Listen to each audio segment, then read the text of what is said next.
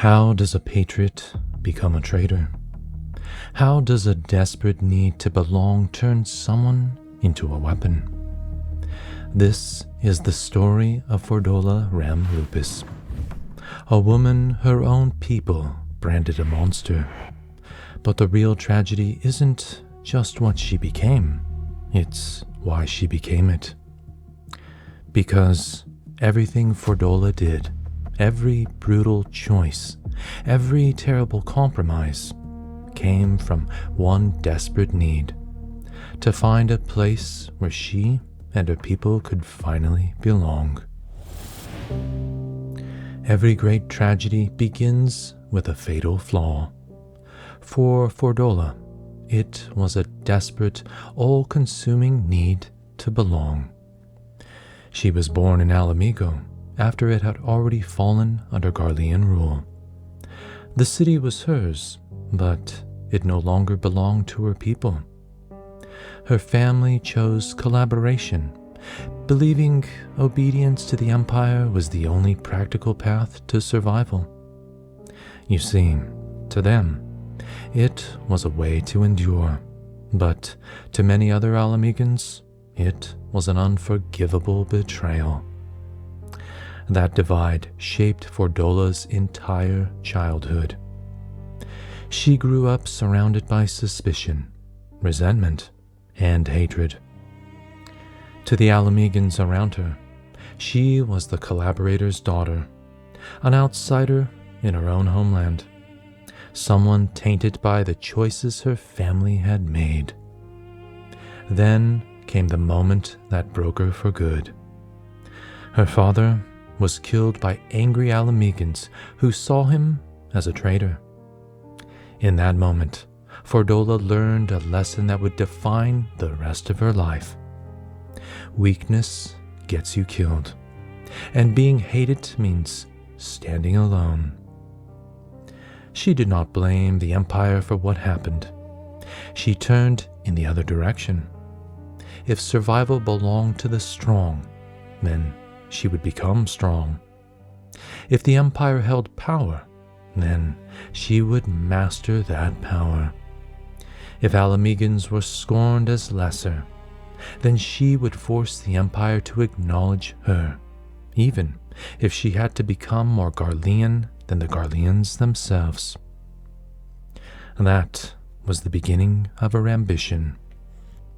Fordola joined the Garlean military and rose to command the Crania Lupi, a unit of Ala Mhigan conscripts that others derisively called the Skulls. Their service earned them honorary citizenship, but even that was a hollow reward. To the Ala Mhigans, they were traitors. To the Garleans, they were still inferior, useful, but never equal. Fordola lived in the space between those two hatreds. And instead of rejecting that broken system, she threw herself deeper into it. She convinced herself that if she fought hard enough, if she proved herself loyal enough, then she could carve out a future for her people through sheer force, even if it meant cutting down the very countrymen she claimed she was trying to save. Power is a tempting promise. For someone who had once been powerless, its pull on Fordola was absolute. As commander of the Skulls, she became one of the most feared faces of the occupation. To the resistance, she was not a protector or a pragmatist. She was a butcher, a collaborator who had fully embraced the Empire's cruelty and turned it back on her own people. And the terrifying part is that Fordola believed she was doing it for a reason. In her mind, every act of violence, every crushed rebellion, every life she took was one more step toward forcing Garleans to respect and securing a stable future for those willing to submit. She believed brutality was the price of survival, that if Ala Mhigo could not be set free, Then the next best thing was to earn a place within the machine that ruled it. That belief reached its ugliest form at Rhalgr's reach. Fordola spearheaded the assault on the Resistance stronghold and personally killed Mefrid. It was one of the most devastating blows the Resistance had suffered. But even then, the full collapse did not come from Fordola alone. It came when Zenos himself entered the field and shattered any illusion that this was a battle the Resistance could win through sheer courage. Fordola had become exactly what her people feared most. Not just an enemy, but a weapon the Empire could point at Ala Mhigo. And then came the moment that pushed her even further. After the retreat from Castellum Velodina ended in disaster, with the death of Anamika and the summoning of Lakshmi, Fordola returned expecting punishment. Failure in the Empire was supposed to mean death. Instead, Zenos offered her something worse. He handed her over for experimentation and had her transformed into a resonant, given an artificial version of the Echo. To Zenos, this was not mercy. It was amusement. Fordola was not a valued soldier to him. She was just a test subject, a useful monster, a curiosity. The power she gained was immense. She could read battle intent, anticipate attacks, and overwhelm opponents with terrifying precision. But this was never freedom. It was another form of slavery. You see, Fordola had spent her life trying to become strong enough to matter. Now, she finally had power beyond normal limits, and it only proved the truth she had refused to face. The Empire never saw her as one of them. No matter how much blood she spilled, she was always disposable. Her search for belonging had not brought her home. It had turned her into a living weapon for a prince who saw her as a toy. When Ala Mhigo was finally liberated, it was a day of triumph for almost everyone. For Fordola, it was the end of everything. She was captured and imprisoned, and the people she had brutalized demanded justice. There was no honor waiting for her, no respect, no recognition for all she had sacrificed in the name of survival. Only hatred, grief, and the weight of what she had done. And for a time, Fordola seemed ready to accept death. But death would have been easier, because the resonance Zenos forced on her did not stop tormenting her once the war was over. In prison, she was forced to feel the pain of others around her, the sorrow, the rage, the grief, the trauma left in the wake of the war. The suffering she had inflicted on Ala Mhigo no longer stayed buried behind military logic or self-justification. It reached her directly. For perhaps the first time, Fordola could no longer hide the human cost of what she had done. That was her true punishment. Not execution, not imprisonment, but living with the pain she had caused, and being made to understand it from the inside. Fordola's path was never simple, and it was never clean. She was not suddenly forgiven. She was not welcomed back into society. She did not perform one heroic act and erase the blood on her hands.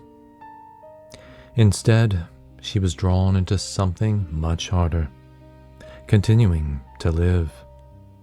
At times, she was brought out to fight because her strength and resonant abilities was still useful against new threats. And in those moments, she had to stand beside people who had every reason to despise her. Then came one of the most important moments in her story.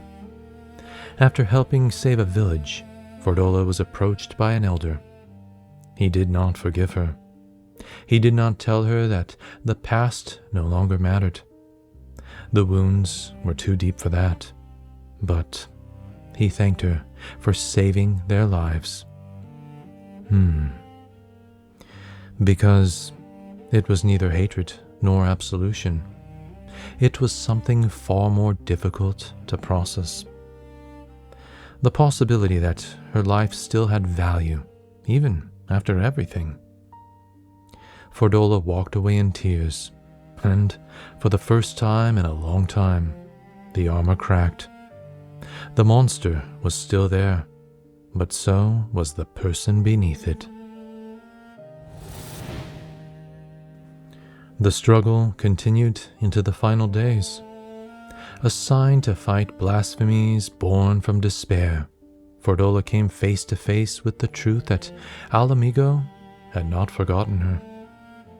When she saved a young girl, the girl's mother recoiled and pulled her away from the monster. In that moment, all the wounds came rushing back. The hatred, the isolation, the certainty that no matter what she did, she would never be anything but the butcher in the eyes of her people. And for a moment, she nearly collapsed under that weight. But she kept going. Later, after granting a merciful death to a transformed member of the Skulls, Fordola was approached again by the same young girl she had saved. This time, the child thanked her.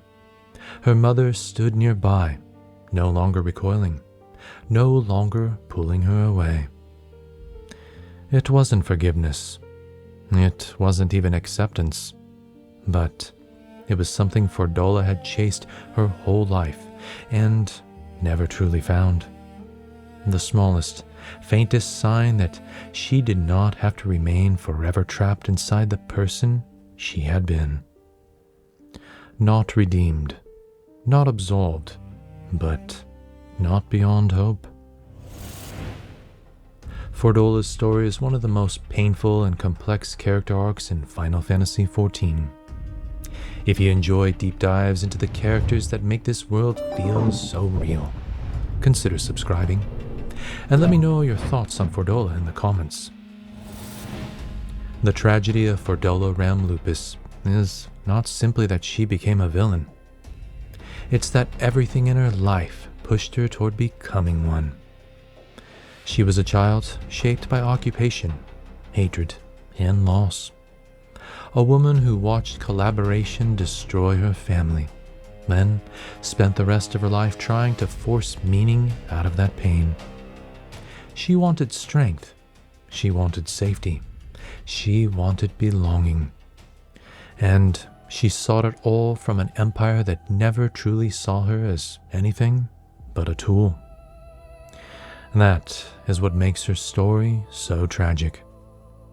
Not because she was innocent, not because she was misunderstood, but because beneath all the bloodshed and cruelty, her deepest desire was painfully human, to have a home.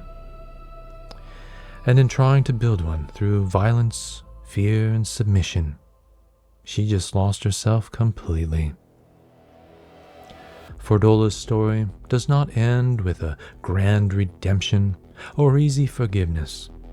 It ends the way many Final Fantasy XIV's best stories do, with a person forced to live with what they've done, and to walk forward anyway, haunted, scared, and burdened by memory, yet still moving, one painful step at a time.